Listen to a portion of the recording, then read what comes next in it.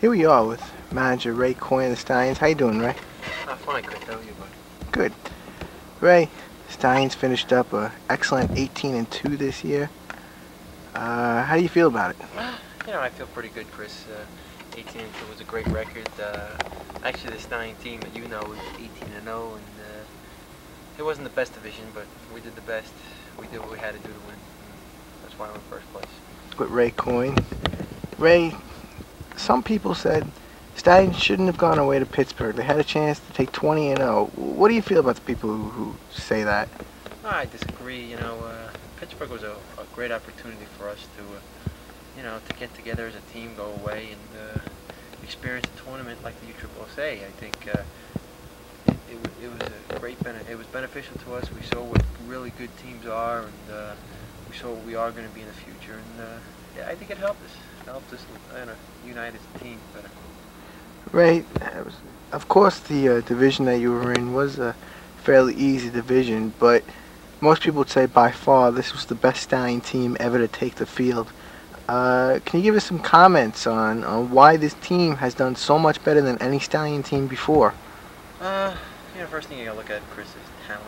I think we have the best talent we've ever had on this team. Another thing is unity. I always stress that in order to win, you gotta have unity, and I think this team had the unity, and just players like Coop and Hymick, even Chris did his job at the end. We just came through and we had to come through, and we just played like a team. And I think this year we went out and had fun, played softball, and that's why I think we won.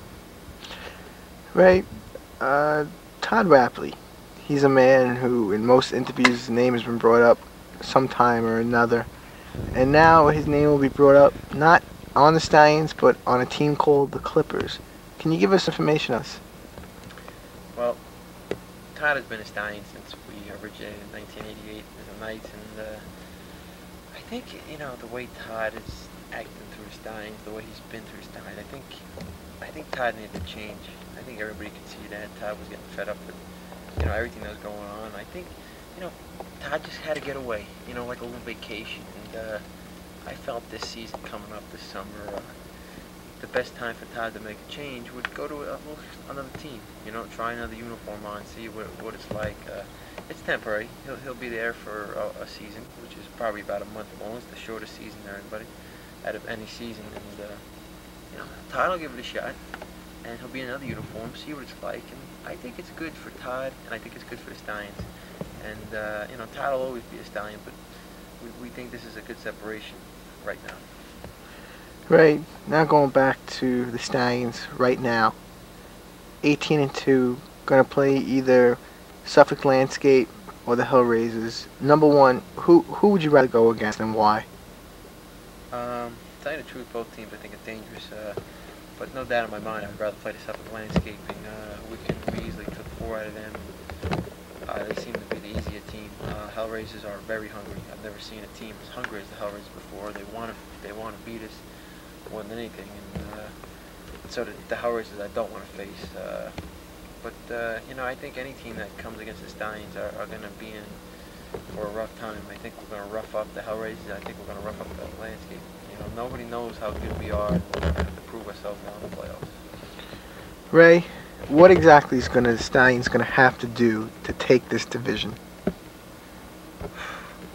I just think we got to keep playing the way we've been playing. We can't really change anything. I have a tendency to go and try to make this awesome, the best line I've ever lived in the playoffs. So I'm not going to do that. I'm not going to change much up in the playoffs. We just got to go out there and have the fun that we've been having all season long. And I think if we go out there with no pressure on us, we're going to come out with victories. And I think we're going to get out of this division with ease because we're all relaxed and we're going to just beat up on some teams, have some fun. Mike Cooper and Rob Hymick, they've come out of the woodworks and become almost leaders on this ball club over this past season. Has that been anything on your part, or they just come out on their own? I think Hymick, he was just due. I think Rob he opened up, with Rob Hymick's life. With this team was built around Rob Hymick, and Rob had a couple bad seasons, not Rob Hymick type seasons, and I think it was just waiting. I think Rob was ready from day one. He just told me he was practicing every day. He was working out. He was just getting ready for the season in the winter, and you knew Rob was ready for the season, and I think he's proven that he was ready for the season. Mike Cooper, what can you say about Mike Cooper? I think Cooper has finally shown what he can do since we brought him in '89. I think Cooper's finally showing now why we brought him in. He's a valuable player to this team, and I think he's now concentrating on softball other than baseball, which he used to, but he's concentrating on softball now. And when Cooper concentrates on something, he does it well. And Cooper's batting over 600 now. He's a utility player, and he's a great guy to have on this team. George Lansakis, he's a man who many people thought when he first came up was not going to be what everybody thought he was going to be. And then he showed some power, showed excellent positioning at third base, but never the prospect that everybody thought. And now this year, George has been maybe the biggest surprise, maybe even the best player on the team this year. Where does this come from? I mean, what's inspired him? I think, I'll tell you something, Chris. I think after we won a championship last year, we had a long layoff. It was a regular off season, but for the first year, the guys, like Cooper and Rob, just couldn't wait to get back on that ball field and play. And I remember going to George's restaurant before the season and him telling me how he cannot wait to get out the field. He's dying to get out there and play ball. I think that's why you're seeing Rob and Coop and now George, who just is showing what he can do. I think he's come through. I knew this is what George had in him.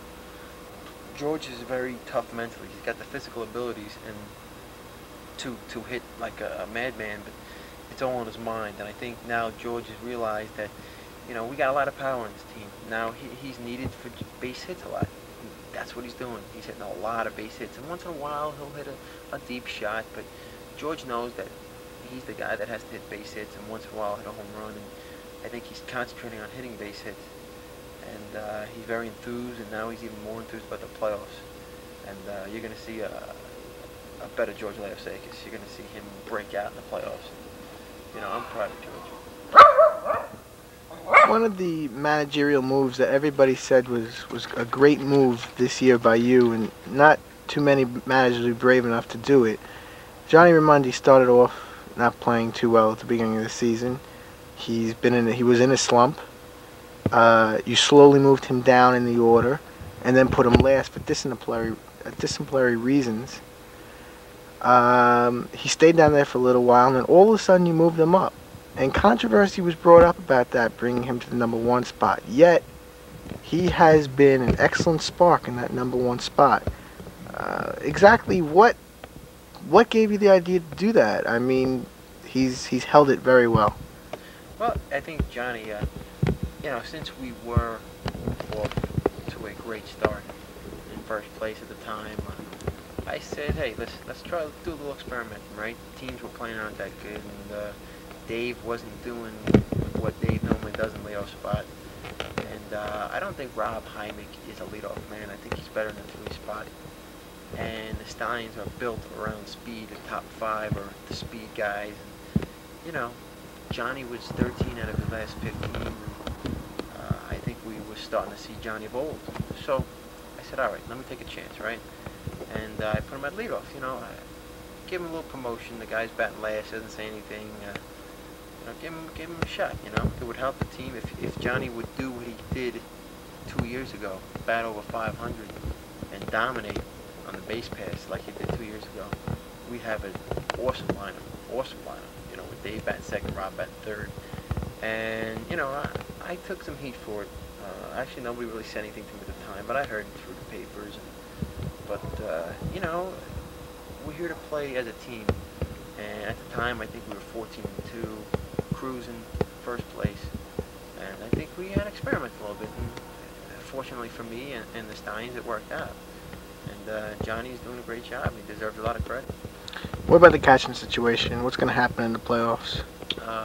Anthony Krell is probably going to be doing the catching. I think Anthony has found out again through the paper that I was thinking about catching him, and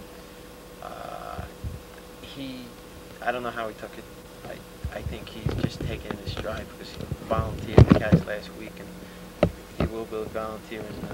He's told me he'll catch in the playoffs, no problem. And you know, Anthony's a team player, and I'm proud to have somebody like Anthony on this team. And you know, he'll be doing the catching duties, and he's one of the best catchers I've ever seen in Stein. Just to quickly talk about the Tuesday-Thursday team. You've got a bunch of new faces on this team that have not been on this team before. It's really been a big changing team, probably the biggest since the Knights changed the Stallions.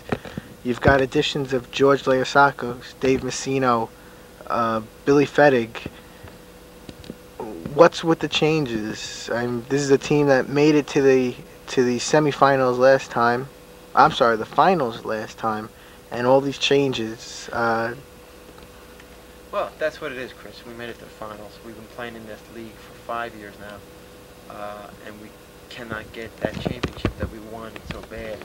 I think the team needed a change. And, well, you know, we'll start from the beginning. Rapley was traded, so that was a body to fill. Who else did we lose? We lost Scott Hine. Scott Hine is going to be a part-time player with his reasons. We lost Kevin McCabe. So some of those, the reasons why I had to get a new team was out of my hand, besides Rap. We brought in a guy that we think that will fit the Stallion puzzle perfect in Bill Fettig. We think he's the guy that probably can either fit the leadoff spot or just fit in at our game, which is speed and running the bases. Messino's been a Stallion for the last 2 years. I think we needed him to come in, and Leosakis was waiting to play for his team, and we needed some more pop in the lineup. I think this is going to be the best team. It's going to be better than that 14-0 team. It's going to be the best product, I think, out there. Do we see a championship in the making this year? I'm going to go on record saying right now we will win a championship. Okay, Ray. Well, good luck to you in both Sundays and Tuesday, Thursday, and we hope to see you with some trophies. Thank you, Chris. Bye. Stallion mascot, Woody. Woody.